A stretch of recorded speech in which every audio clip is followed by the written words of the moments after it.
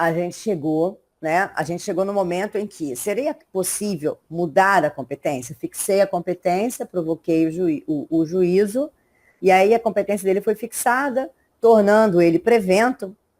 E nesse caso, depois disso eu poderia mudar a competência ou há possibilidade de modificação de competência tanto absoluta quanto relativa, né? E se eu, de repente, instaurar o processo num juízo incompetente, obrigatoriamente vai para o juízo competente? Né? Como é que funciona isso? E a gente viu que existe tanto a possibilidade de mudar a competência absoluta quanto a relativa. A absoluta por supressão do órgão ou por determinação legal, e a relativa, né, por vontade das partes, por inércia do réu, por conexão e continência. Mas exatamente a conexão e continência foram 2 pontos que a gente não tratou na aula passada, e aí a gente hoje começa a falar de conexão e continência, tá? Então vamos lá. Qual é o ponto-chave para a conexão e continência para haver a modificação de competência? O ponto-chave é evitar, principalmente nos casos de conexão, decisões conflitantes. O legislador, ele teve uma preocupação muito grande de falar o seguinte: olha só, quando eu tenho, né, demandas que podem gerar sobre a mesma coisa decisões diferentes, isso me dá uma certa preocupação. Então, o ideal seria, se eu reunisse todos os processos e fizesse com que um único magistrado, né, pudesse julgar todos aqueles processos quando partindo da mesma convicção. E isso acontece por quê? Porque imagina a seguinte situação: eu tenho um acidente de trânsito, tá? E aí, tipo a Avenida Brasil, né? Porque na Avenida Brasil, o acidente de trânsito é o seguinte: quando você tem abarroando a traseira de um outro carro, parece que vem um atrás do outro, né? Tô. Então, digamos que ocorreu um acidente de trânsito e nesse acidente está envolvido um caminhão, né, de uma empresa transportadora, um ônibus, né, de uma empresa de autoviação, isso, e 4 carros. Esse acidente, eu tenho, né, um grupo de pessoas ali. E ainda tem um transeunte que estava passando e foi atropelado. Então, eu tenho vários pontos de vista desse mesmo acidente. Concorda? Então, começa. Aciona na justiça, né? Vai lá, a juíza demanda, e aciona a transportadora e a empresa de ônibus. Bota os 2 no polo passivo, dizendo que os 2 causaram o acidente. E aí, um outro aciona a empresa de ônibus. Um outro aciona só a transportadora. O que acontece? É possível que eu tenha, no juízo A, um magistrado entendendo que a responsabilidade pelo acidente de trânsito foi da transportadora. Aí o juízo B entende que a responsabilidade pelo acidente de trânsito foi da empresa de ônibus. Só nesse momento eu já tenho 2 decisões que vão responsabilizar pessoas diferentes. E aí eu tenho um conflito, né? Eu tenho 2 decisões conflitantes. Eu tenho 2 decisões que seguem caminho diferente. E aí, por que seguem caminho diferente? Por quê? Porque o magistrado de uma localidade, né, de um juízo, entendeu de um jeito, e o magistrado de outro juízo entendeu de outro. Então, para evitar isso, o que o legislador permite? Que se reúnam esses processos num único juízo. Porque aí, perceba, aquele juízo, ele vai, se ele entender que o responsável pelo acidente foi a empresa de ônibus, ele vai julgar todos os processos com essa mesma percepção, com essa mesma convicção de que a empresa de ônibus foi a causadora do acidente. Então, a gente não vai ter uma análise dos casos de maneira diferente, como eu teria se eu tivesse em vários juízos. Esse medo de conflito, né, o legislador ele traz para a gente duas formas de modificação de competência, né? Pela necessidade de reunião de processos. Então, como é que funciona isso? Eu tenho o juízo A, o juízo B e o juízo C. Então, o juízo A, eu sou a magistrada, o juízo B, a Carla é a magistrada, e o juízo C, o Antônio é o magistrado. E aí chegam para mim 4 processos em relação a esse acidente, né? O Antônio tem mais 4 e a Carla tem 9 processos sobre o acidente. E aí o réu, né, a empresa de ônibus começa, olha, ela vai requerer a conexão. Eu queria que esses processos fossem reunidos num único juízo. Por quê? Porque ora falam que sou eu a responsável, ora falam que é a transportadora. Eu entendo que é a transportadora, mas tem processos que só estou eu, e aí vai ter intervenção de terceiros, etc e tal. Mas o ideal é que a gente reúna os processos para se julgar a partir de uma mesma convicção. Beleza. E aí, nesse momento, quando ela vai arguir essa necessidade de conexão, a gente vai reunir 9, 4, 4, 8 mais 9, 17. A gente vai reunir os 17 processos num único juízo, num deles 3, ou no meu, ou no do Antônio, ou da Carla. Vocês conseguem arriscar em qual dos juízos, para qual dos juízos vai todos os processos? Ou irão todos os processos? Esses processos eles vão ser reunidos no juízo prevento. O que é o juízo prevento? Onde a primeira demanda foi ajuizada, tá? Então, quando o processo é ajuizado pela primeira vez, que é distribuído para um determinado juízo, aquele juízo previne a competência. O que isso quer dizer? Todo mundo ajuizou a demanda, beleza, todos os juízos são competentes. Mas quando eu vou pedir a reunião, quando esses processos precisam ser reunidos, eu tenho que reunir naquele juízo, né, que a gente falou, que é prevento. E essa prevenção de competência, ainda que todos fossem competentes, no momento que eu vou reunir os processos, aquele juízo prevento retira a competência dos outros. Entendeu? E absorve só para ele. Então, os outros passam a ser incompetentes para processar e julgar o processo quando eu preciso reuni-los. Só o juízo prevento passa a ter competência. Tá? A gente vai falar disso já já. Então, a ideia da conexão e da continência, dessa modificação de competência, é evitar decisões conflitantes. E aí, gente, quando é que eu vou ter conexão? Eu vou ter conexão quando eu tiver coincidência, né, ou semelhança na causa de pedir ou no pedido. Ou a minha causa de pedir, ela trata da mesma situação, ou uma situação, né, coincidente com aquela, ou seja, próxima àquela, ou os meus pedidos são coincidentes, tá? E isso a gente vai encontrar exatamente no artigo lá 54. Deixa eu só confirmar aqui o artigo para vocês.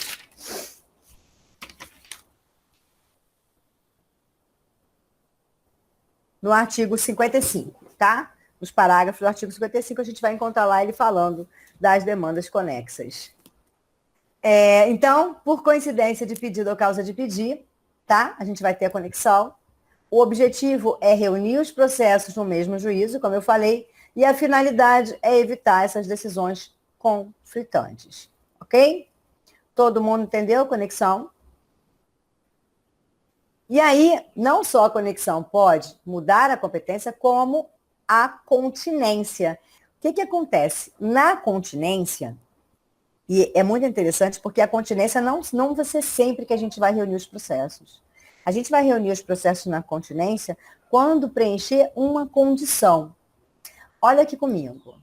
Ó, na continência eu tenho partes e causa de pedir iguais. Mas o pedido de uma é mais amplo, abrangendo o pedido da outra, abrangendo o pedido da menor, né? Um pedido menor que consta na outra demanda. Se os pedidos forem iguais, ocorre a litispendência. Já vou esmiuçar isso para vocês. Qual é a finalidade de reunir os processos? Também evitar decisões conflitantes. Só tem um detalhe.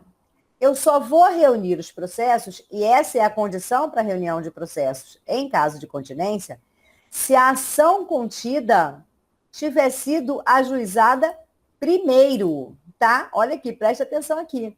A ação contida foi ajuizada primeiro. Se a ação continente tiver sido ajuizada primeiro, não vai haver reunião de processos. E aí, vamos entender isso, né? Eu tenho duas demandas. A mãe ajuizou uma ação de guarda e responsabilidade do filho menor, e o pai ajuizou uma ação de guarda e responsabilidade acumulada com regulamentação de visitação. Tá? Então, ele está pedindo exatamente a guarda da criança e a regulamentação da visitação. Como é que ocorre o processo, mais ou menos, gente? Grosso modo falando, só para vocês terem uma ideia.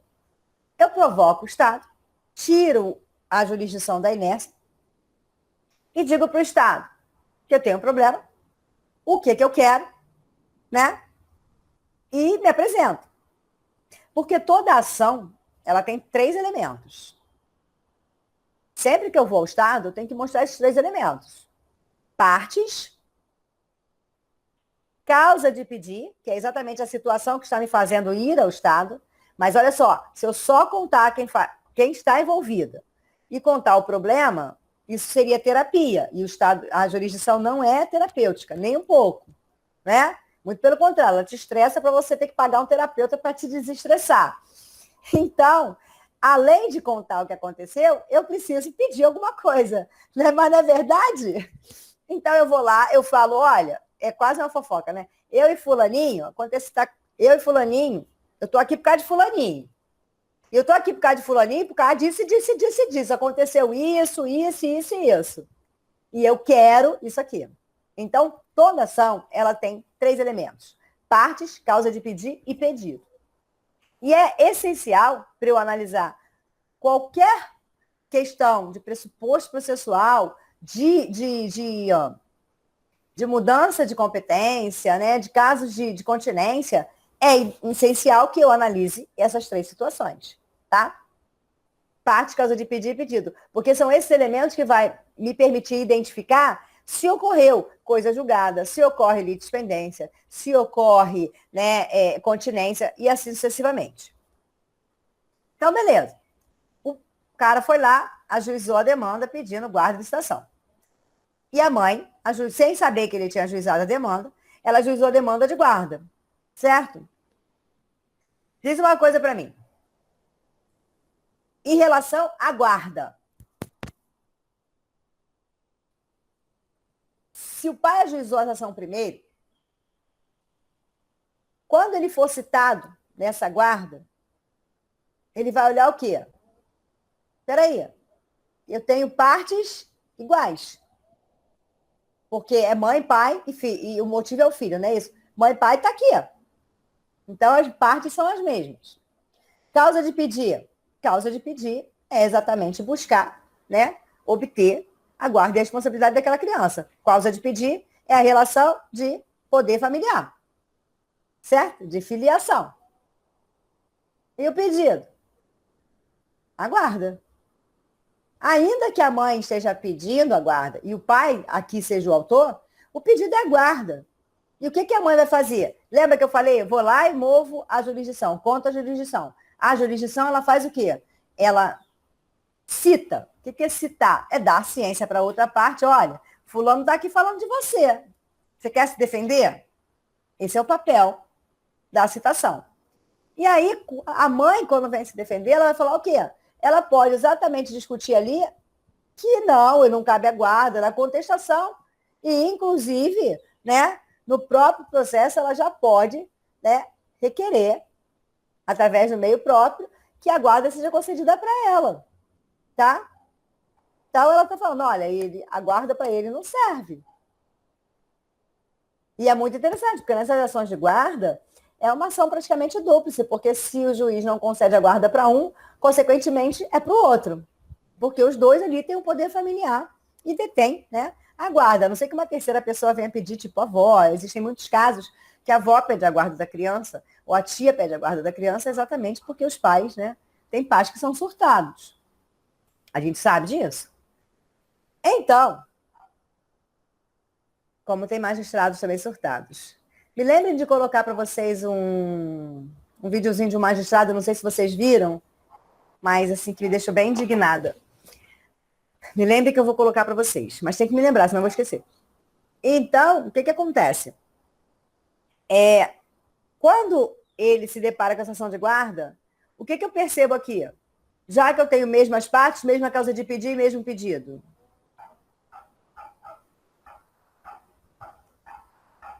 Demandas iguais, não é? Hein? Então, exatamente. O que ocorre aqui, então? Litispendência. Essa segunda ação, ela não tem como prosperar. Por quê? Porque ela é igual à primeira. A primeira tem mais coisa. Mas essa aqui está toda na primeira.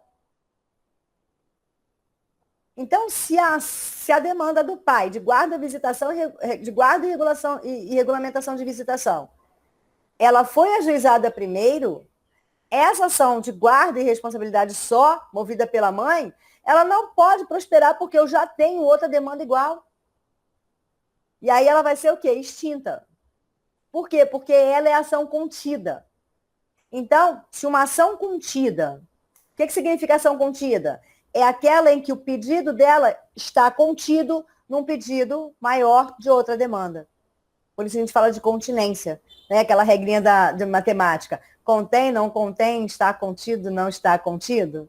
Lembra? Vocês lembram disso? Nossa, eu estudei isso há muitos anos. Jesus. Então, é exatamente isso. O pedido mais amplo, ele abrange aquele pedido menor. Então, se esse pedido menor, né, se essa demanda com o pedido menor, ela é ajuizada depois, ela não tem como prosperar. Por quê? Porque ela já está nessa demanda maior e aí ocorre a litispendência. Por isso que não vai haver reunião de processos. Mas, contrário senso, a mãe ajuizou a demanda de guarda e responsabilidade primeiro.